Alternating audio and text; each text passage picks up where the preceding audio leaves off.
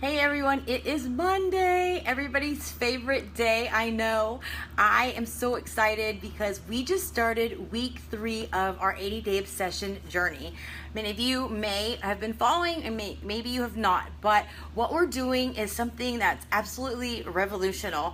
We are in the stages of filming a brand new at-home fitness workout, and we are a group that are testing out this program before it's even been filmed. We are logging in live with the trainer herself, and it's created this huge sense of accountability because we're working out as a group, even though we're all in our own homes all across the US, and actually some people from the UK, because we are going global in October. So we're all over the place: Canada, the United States, Puerto Rico, and the UK. And we are working out at the exact same time as Autumn, who is filming this with the cast members in Santa Monica. So when we log in, we're able to see everything that goes on behind the scenes.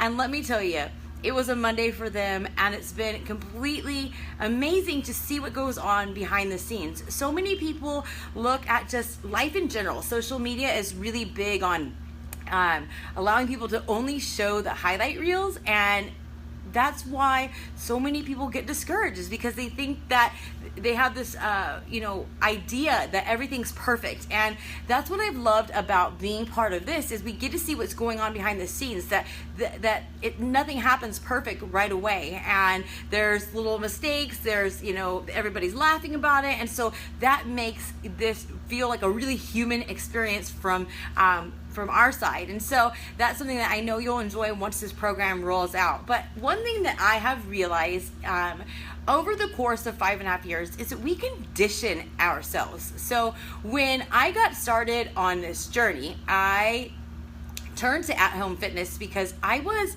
that person that had a gym membership that donated money towards that business every month for years, and rarely did I ever go. And when I did go, I didn't feel like I belonged, and I didn't feel comfortable there. I didn't know what I was doing. But at the same point, I didn't want to work out in front of my husband. I was so insecure and so self-conscious that I didn't want to work out at home. I didn't know what to do.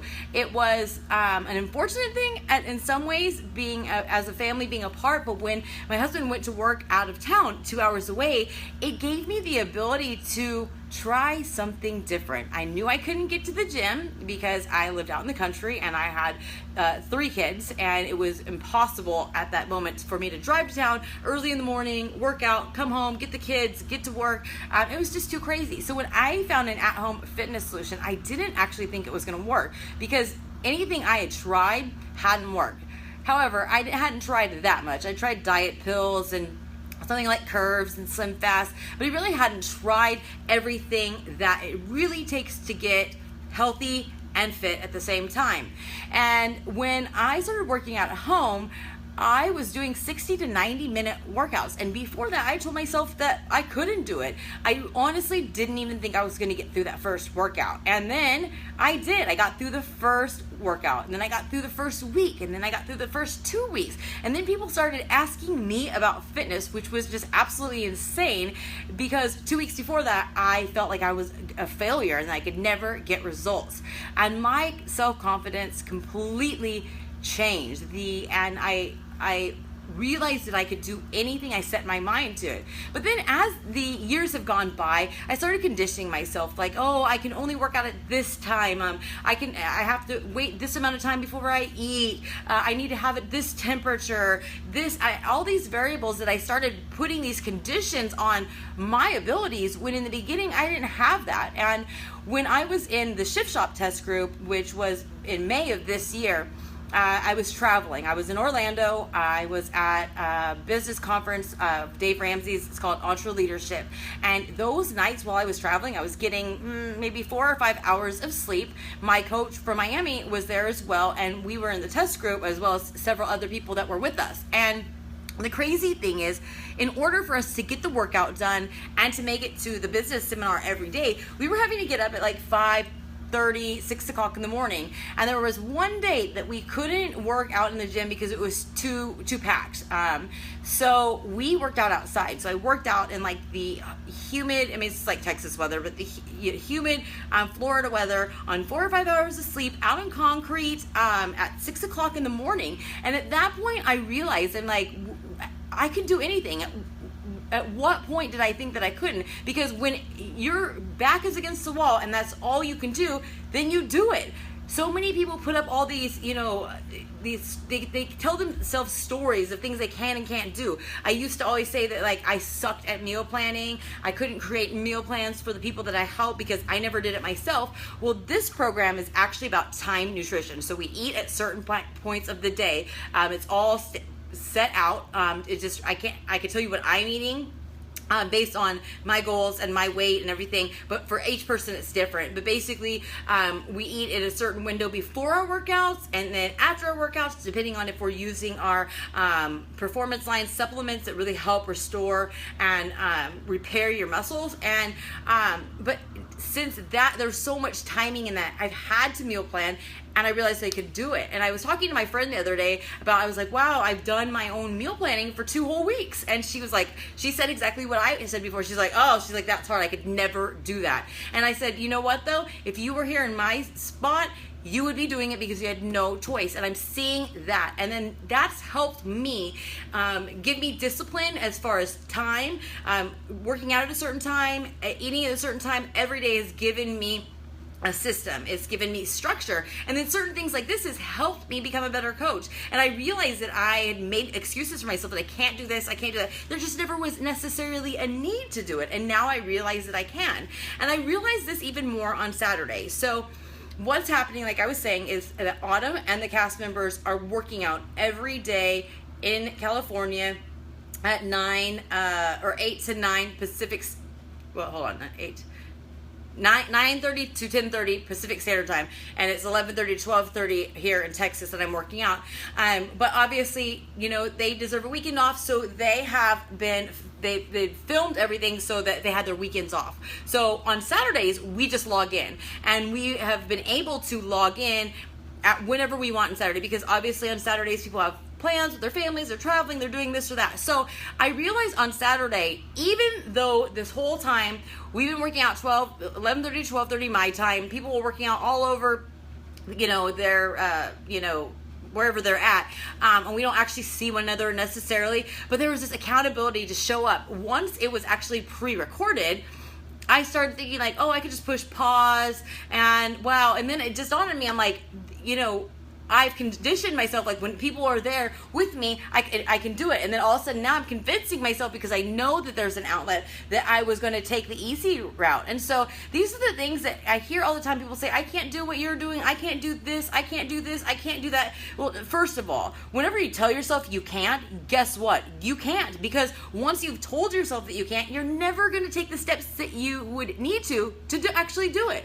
And then also you've conditioned yourself to believe that our minds are insane, that whatever you tell it, it will believe.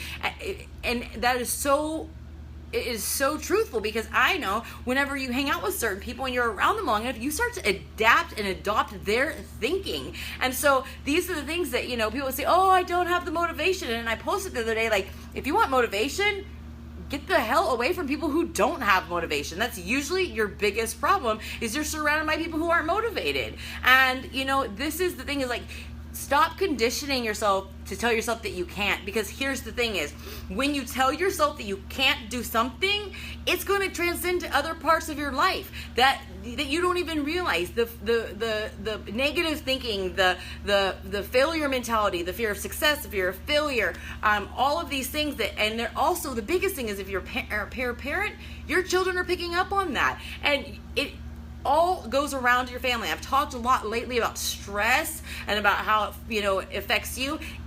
Stress is something that literally hits everybody that you're around. And the same thing is, when you start saying you can't, and you start feeling like a failure, if you start getting down on yourself, these things trickle down to the people that you touch. And so who's to say that your feeling that you can't do something in your mentality that you have isn't something that you've adopted from somebody else who gave up on their dreams a long time ago. So this has been a big wake-up call to me and a reminder that what you say you can do, you're gonna do. What you believe you can't do, you're never going to get off your ass to do. And so this is, my call to action to you is that if you've been watching me for 6 months, a year, or even the whole 5.5 years, get up and do something, because you know what? 5.5 years has flown by. Don't wait till you have no other choice. Don't wait till it's too late, because that's normally what people do, is they tell themselves they can't because there's no pressure. And then the moment something happens and puts pressure on them, then they're forced to do it. Why wait till then? Why not start now? There's something that Autumn said today, was like,